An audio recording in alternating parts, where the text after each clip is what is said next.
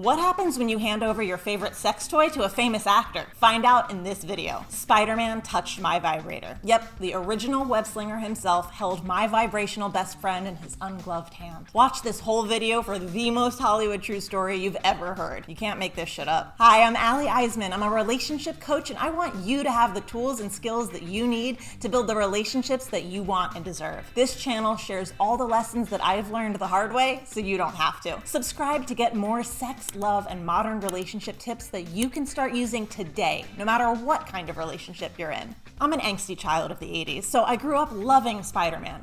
Spider-Man! He was my favorite superhero because he didn't ask for his powers, but he chose to heed Uncle Ben's advice, a creed that I too live by to this day. With great power comes great responsibility.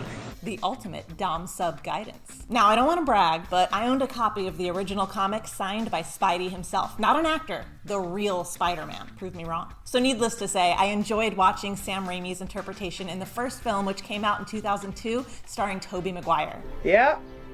Big change. Now fast forward about 20 years. I'm with a date sitting at my favorite matcha cafe in Santa Monica. The guy was still reeling from a rough breakup, so it was evident that despite great chemistry and many lifestyle compatibilities between us, the timing just wasn't optimal, and thus this second date would likely be our last. Fun fact, I firmly agree with love and dating coach Matthew Hussey that there is no right person, wrong time. Timing is a huge part of compatibility, so if the timing ain't right, they ain't the right person. So as I was sitting there doing my best to be a supportive human being, sharing space with another human being who was having a hard time, while simultaneously trying to navigate my own disappointment at the realization of this development, one of this guy's good friends happened to walk up to join his date at the next table. This friend was none other than the actor Tobey Maguire, the Spider-Man. By now, I'd lived in LA for the better part of 2 decades, and I'd had the pleasure of working as an actor and writer with some of my absolute favorite comedy heroes. So this was just par for the course at this point, though it's always nice to meet a fellow vegan. Fun fact, rather than saying that I live a plant-based lifestyle, I live what I call a consent-based lifestyle, which means that I don't eat anyone or put anyone in my mouth without their explicit permission. We all introduced ourselves, and Tobey joined his date at the neighboring table while my date continued his sob story. Thank God for matcha.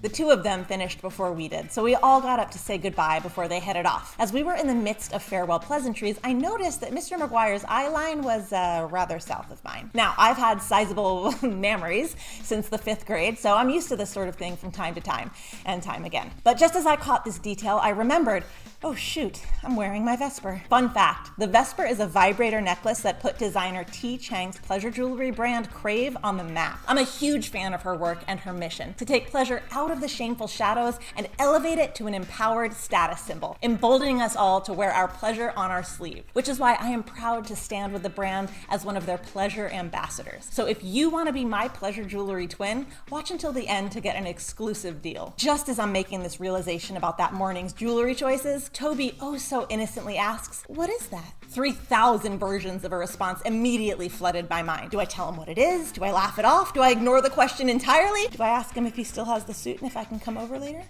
But his date's brain worked way faster than mine because she quickly remarked, "Isn't that a vibrator?" I was stuck between a cock and a hard place.